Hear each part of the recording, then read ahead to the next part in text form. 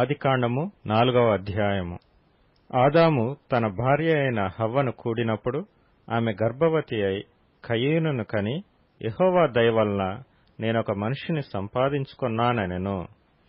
తరువాత ఆమె అతని తమ్ముడగు హేబెలును కనెను. హేబెలు గొర్రెల కాపరి, కయీను భూమిని సేద్యపరచువాడు. కొంతకాలమైన తరువాత కయీను పొలము పంటలో కొంత యెహోవాకు అర్పణగా తెచ్చెను.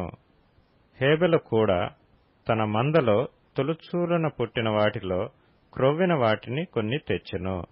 యెహోవా హేబెలును అతని అర్పణను లక్ష్యపెట్టెను, కయీనును అతని అర్పణను ఆయన లక్ష్యపెట్టలేదు.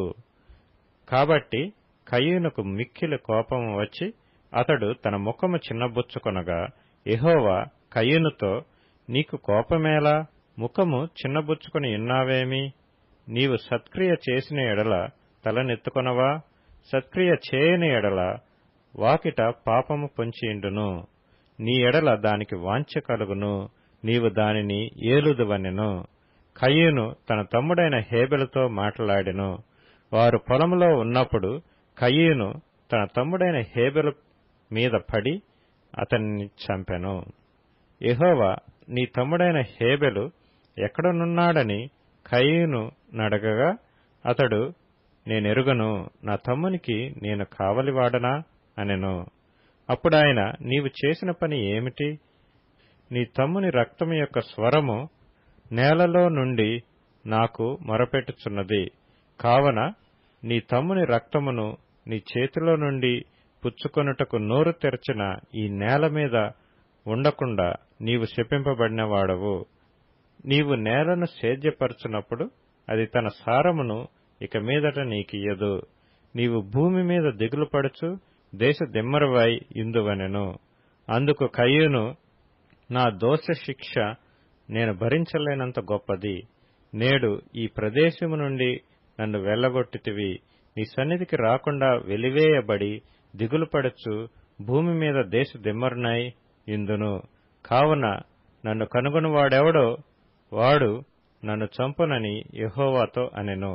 అందుకు యెహోవా అతనితో, కాబట్టి ఎవడైనను కయీనును చంపినేడల వానికి ప్రతిదండన 7 అంతలు కలుగునెను. మరియు ఎవడైనను కయీనును కనుగొని అతనిని చంపక ఇండునట్లు యెహోవా అతనికి ఒక గుర్తు వేసెను. అప్పుడు కయీను యెహోవా సన్నిధిలో నుండి బయలుదేరి వెళ్లి ఏదెనుకు తూర్పు దిక్కున నోదు దేశములో కాపురముండెను. కయీను తన భార్యను కూడినప్పుడు ఆమె గర్భవతి అయి హనోకును కనెను.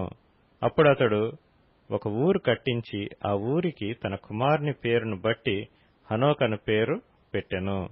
హనోకుకు ఈరాదు పుట్టెను. ఈరాదు మహూయాయేలును కనెను. మహూయాయేలు మతూషాయేలును కనెను.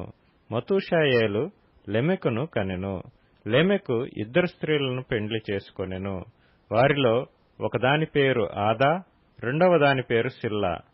ఆదా యాబాలును కనెను. అతడు పశువులు గలవాడై గుడారములలో నివసించు వారికి మూలపురుషుడు. అతని సహోదరుని పేరు యూబాలు. ఇతడు సితారాను సానికును వాడుక చేయు వారికందరికిని మూలపురుషుడు. మరియు సిల్లా తూబల్కయీనును కనెను. అతడు పదునుగల రాగి పనిముట్లన్నిటినీ ఇనుప పనిముట్లన్నిటినీ చేయువాడు. తూబల్కయీను సహోదరి పేరు నయమా. లెమెకు తన భార్యలతో, ఓ ఆదా, ఓ సిల్లా, నా పలుకు వినుడి. లెమెకు భార్యలారా, నా మాట ఆలకించుడి. నన్ను గాయపరిచినందుకై ఒక మనిషిని చంపితిని. నన్ను దెబ్బ కొట్టినందుకై ఒక పడుచువాని చంపితిని. 7 అంతలు ప్రతిదండన కయీను కోసం వచ్చిన ఎడల లెమెకు కోసము 77 అంతలు వచ్చునెను.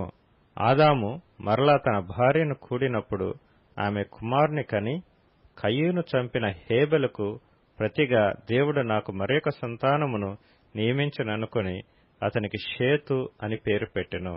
మరియు షేతునకు కూడా కుమారుడు పుట్టెను. అతనికి ఎనోష్ అను పేరు పెట్టెను. అప్పుడు యెహోవా నామమున ప్రార్థన చేయుట ఆరంభమైనది.